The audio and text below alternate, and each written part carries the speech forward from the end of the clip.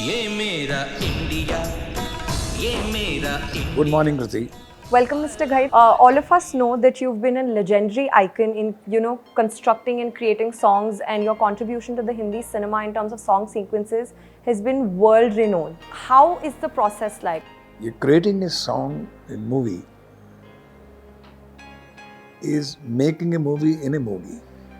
So when you're talking about the songs in movie, it's a totally different art and craft altogether. I'm happy that you asked me about this I Love My India songs.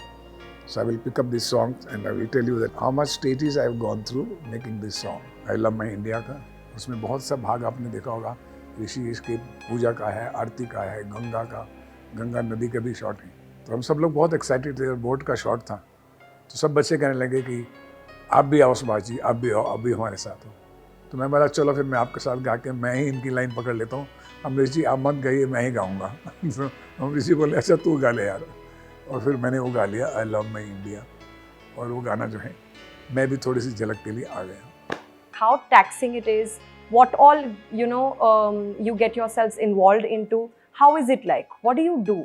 I always think that song itself is a unique art of storytelling through music. The first thing in I Love My India, I thought of the concept when Amrish Puri Kasturi Lal comes to India to visit his friend. But he meets kids there. He meets a young girl. And they are very thrilled because he is coming from America. So he wonders why they are so thrilled. Because one of the children, they want her to say their sister to go to America, to marry in America. So गाँव में होता है ना कि American भाई आया तो बहुत थ्रिल हो जाते हैं. तो मैंने कॉन्सेप्ट लिखा कि in one fine morning these kids try to impress him with that they know English. So they pick up some English notes and English terms and recite in front of him, taking the guitar and saying that, well, we Indian are also as good as American. And he looks at them. He says, I'm looking for India and they are looking for America. He smiles. And then that man, Kasturi Lal, he tells them कि London देखा, Paris देखा, ना देखा Japan, नहीं है कोई मेरा Hindustan. And from there he tells the importance of India, being India. Can you beat now American guy, American Indian guy telling Indian people about India? So this was a concept which really came in my mind, and where they build up their bonding with the family. And he watches the girl as a very cute girl, believing as a typical Indian girl, Ganga. So that was my story. So I wrote the whole story of the song, and I went to Anand Bakshi. So this is my story and this is my situation. And I have written one line that I love my India is my line. And rest you have to describe what is India about it and how these kids try to impress him. Bakshi ji gave me a big surprise when he wrote his Mukra.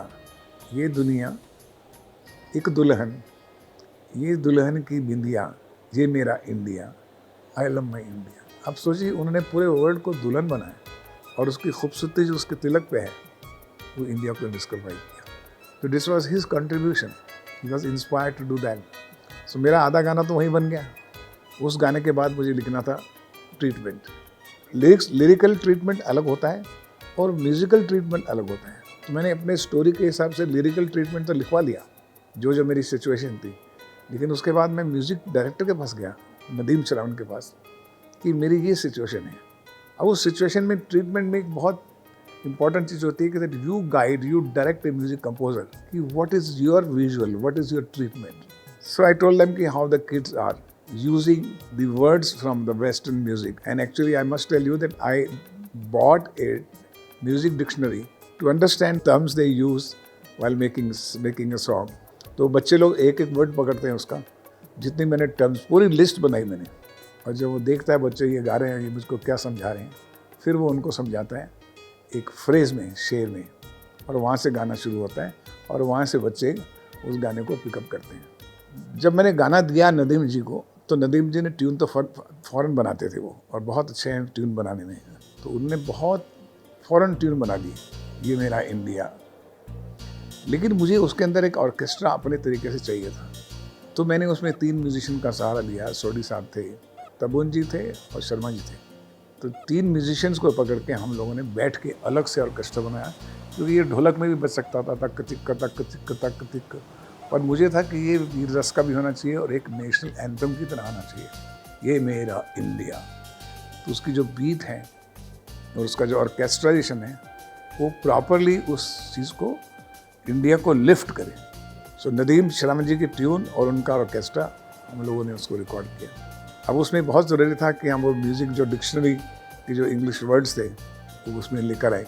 और उसके अंदर अगर आपने ध्यान से देखें तो जब अमेरिकन अंकल कस्तूरी लाल गाते हैं और उसके बाद एक वेस्टर्न कॉर्ड बजता है,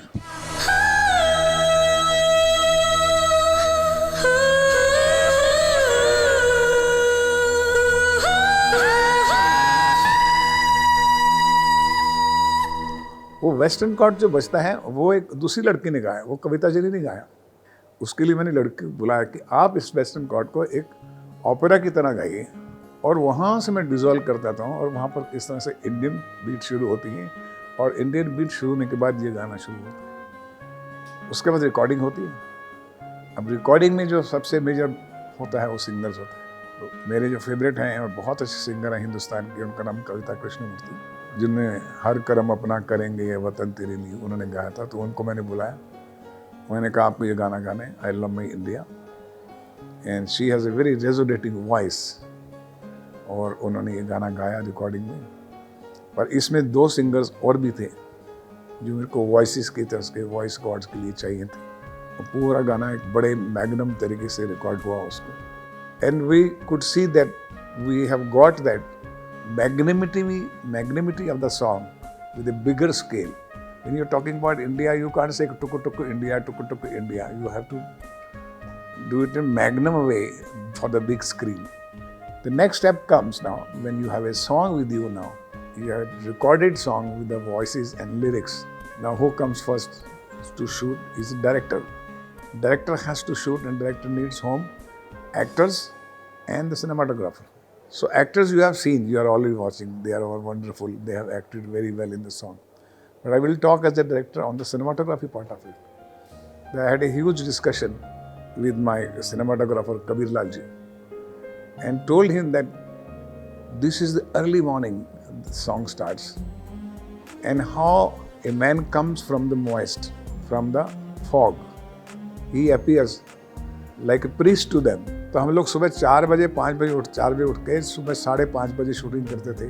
फिर आहिस्ता आहिस्ता हमने सन को ब्राइटर किया और वो गाना पिक्चराइज किया। गाने के पिक्चराइजेशन में सिनेमाटोग्राफर कबीर लाल जी का बहुत बड़ा हाथ था। सब विजुअल्स जो मैं चाह रहा था वो विजुअल परफेक्टली वो लेकर आते थे। सो गाने में रिसेप्शन से लेके, ट्रीटमेंट से लेके, लिरिक्स से लेके, ऑर्केस्ट्रा से लेके, ट्यून से लेके, आपकी शूटिंग में जो सिनेमाटोग्राफर है और डायरेक्टर का जो विजन है वहाँ तक जाता है process. It was more of a opera, more of a dialogues versus kids and him.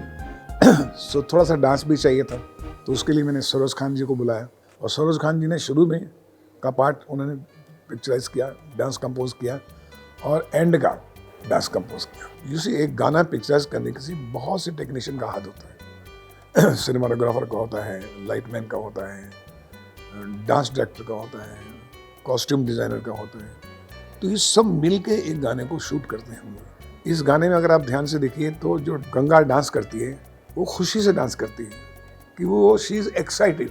Excitement is more important than her dance. तो सरोज ने ऐसी मूवमेंट उससे बनाई कि एक बड़ी शाई लड़की है और इस तरह से पर्दा लेती है, चुन्नी लेके, फिर वो डांस करती है और बाहरों से खिलती है वो लड़की। तो पूरी मूवमेंट सरोज खान ने दी, उसका कंट्रीब्यूशन था। और एंड में जिस वक्त सरगमें आती हैं तब उनका कंट्रीब्यूशन था। अब ऑर्केस्ट्रा में भी अगर आप देखो तो हमने पहले इंग्लिश से शुरू किया, फिर आहिस्ता आहिस्ता हिंदुस्तानी पर आए और एंड में आके हमने सरगमें, क्लासिकल इंडियन म्यूज़िक की सरगमें डालनी शुरू की और पूरी परिवार गाता है। जब लड़की गाती है हिंदुस्तानी सरगमें तब ये अमेरिकन इम्प्रेस होता है कि she is a real Indian, this is the girl she should marry my son. वहाँ पर वो सिलेक्ट करता है, अगर आपने देखा हो, क्योंकि उसको इंडियन लड़की की ज़रूरत थी, तो उसके लिए इंडियन नोट्स बनाए गए। तो ये पूरा ऑर्केस्ट्रा कहाँ से शुरू हुआ, कहाँ ख़त्म हुआ, वो बहुत इंपॉर्टेंट बात है। वो डिज़ाइन करना पड़ता है आपको कहानी के हिसाब से। और जब गाना पिक्चराइज हो जाता है पूरा, तो फिर क्या स्टेज आती है डायरेक्टर के लिए, एडिटिंग टेबल।